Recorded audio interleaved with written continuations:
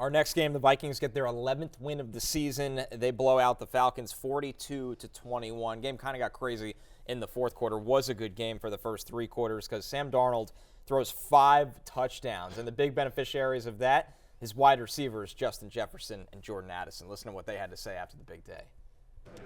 Y'all didn't know who we really had in this building. You know, y'all didn't really know how Sam was going to come in and be the leader that he is. You know, that's Sam. You know, that's something that we seen early on in training camp, and we had the confidence to give him the starting job, and for him to come out and to do what he has doing for this season, and especially today, is unbelievable. He looked good, like he been doing, you know, the whole season. You know, he stepped up, made some throws when we needed it, and like I said a couple weeks ago, when the pressure on, he stepped up and played his best. Unbelievable. Darnold was awesome in this game. I mean, there was times where he was running for his life and just found a way to make a play. He did. I mean, there were some breakdowns in coverages by the Falcons deep on a lot of those big plays, but still, like, whatever. He got the ball out. He got the balls to his playmakers. They did the rest as well.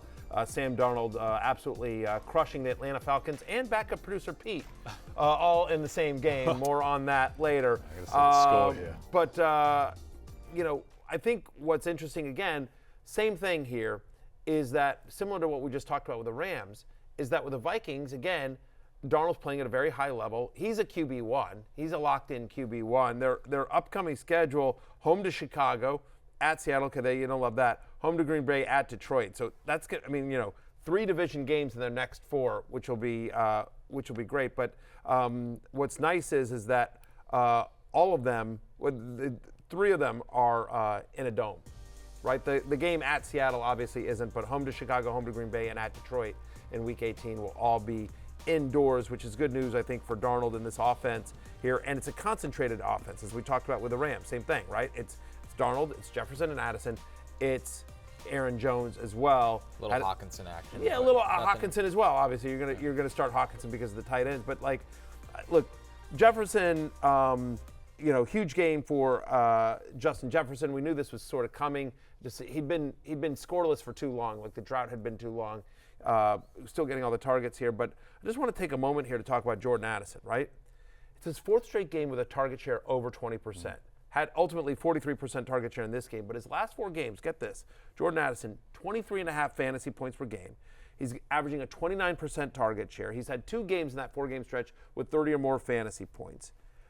He has been a top 20 fantasy wide receiver over this last 4 games. The first 7 games of the season, he was kind of like I guess I'm sort of desperate. Maybe Jordan Addison can get loose for one. I'll start him as a desperation wide receiver 3 and a 12.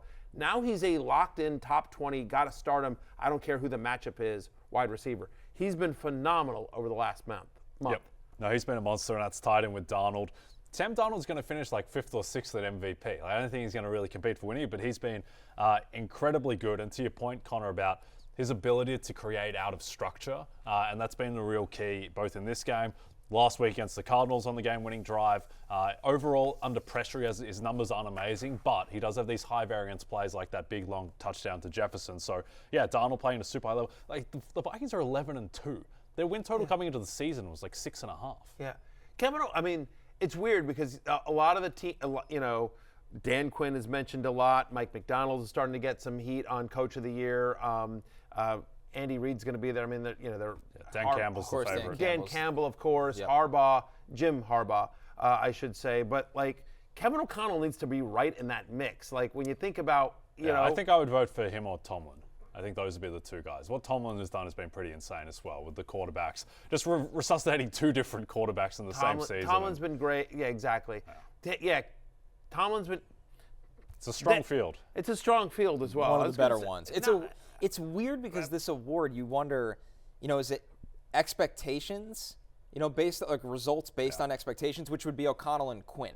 Yep. Because the Vikings before the year, Commanders before the year, what were their win total? 6.5 to 7.5. Yep. Yeah, and Commanders I think might have been 6. Yep. I mean, it was right. I mean, we knew the Lions were going to be a wagon, and I love Dan Campbell, and if he wins, good for him. Yeah. But is it an award based on just results? Then Dan Campbell gets it. Is it results based on your expectations? Then Kevin O'Connell should run away with this award. Yeah. I just think you take a step back and it's Sam Darnold is 11-2. Like, that's really emphatic as a coach of the year case. It's pretty insane. I mean, Sam Darnold, like, what did they sign him for? The league minimum, if that? I mean, like he got the classic backup quarterback deal, like a 1-year deal. You know, and they get the backup quarterback deals range from $7 to $12 million. But but once again, like a 1-year deal doesn't. Right. Great contract here. Yeah, good time to be a free agent. Exactly. Atlanta's sitting here, you know, having lost 4 straight with a $100 million quarterback, and they just got beat by a guy making backup money on a 1-year prove-it deal because their starting guy got hurt in the preseason. There's a very good chance that Sam Darnold's going to go 14-3. Like, it's completely insane. Yeah. The Ravens last year had the 1 seed at like 13-4.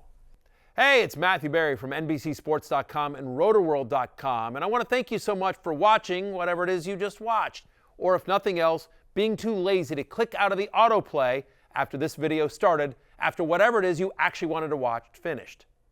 But now that you're here, I'd like to take a moment here to ask you respectfully now, okay? I'm asking you respectfully to subscribe to the NFL on NBC YouTube channel.